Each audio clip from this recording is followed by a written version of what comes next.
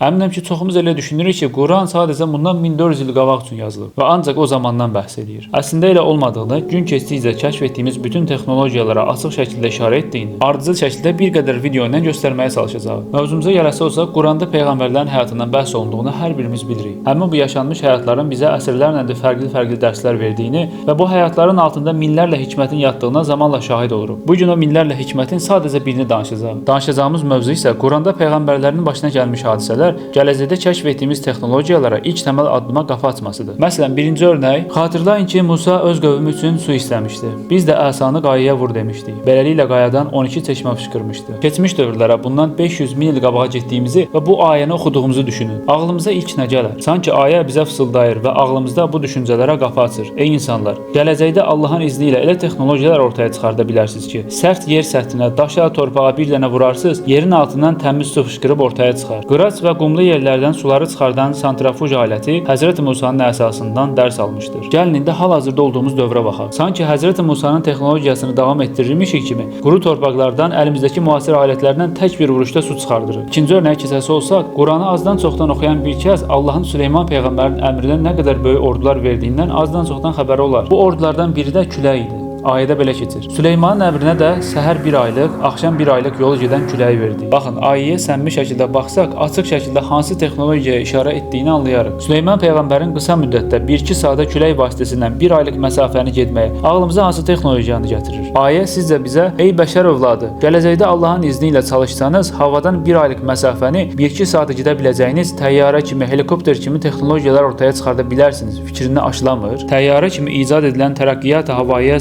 nəvi bəşər Həzrəti Süleymanın möcüzəsinə yaxınlaşır. Həqiqətən sanki günümüzdə Süleyman peyğəmbərin texnologiyasını davam etdirirmişik kimi gündə 5 ölkə gəzirik. Üçüncü örnək isə İbrahim peyğəmbərin odda yanmamasıdır. Ayədə aralarından bəziləri əgər bir şey edə bilirsinizsə, onu yandırın, ilahlarınıza yardım edin dedilər. Ey atəş, İbrahimə qarşı sərin və zərərsiz ol dedi. Bu ayələrdə də atəşin zərərsiz olması ifadəsi sanki bizə gələcəkdə evləriniz yana bilər, gördüyünüz iş od ilə bağlı ola bilər. Allahın izni ilə elə paltarlar, geyimlər, kasklar icad edə bilərsiniz ki, sizi yanmaqdan qoruyar, atəş sizə zərər verməz deyir. Hal-hazırda günümüzdə də İbrahim peyğəmbərin texnologiyasını davam etdirirmişik kimi yüksək səviyyədə oddan, atəşdən qoruyan geyimlər icad olunur. Həzrəti İbrahim atəşə atıldığı zaman atəşin hərarəti bir odata inqilab etməsi bəşərin kəşf etdiyi yaxıcı olmayan mərtəbə-i nariyəyə örnək və məhazdır.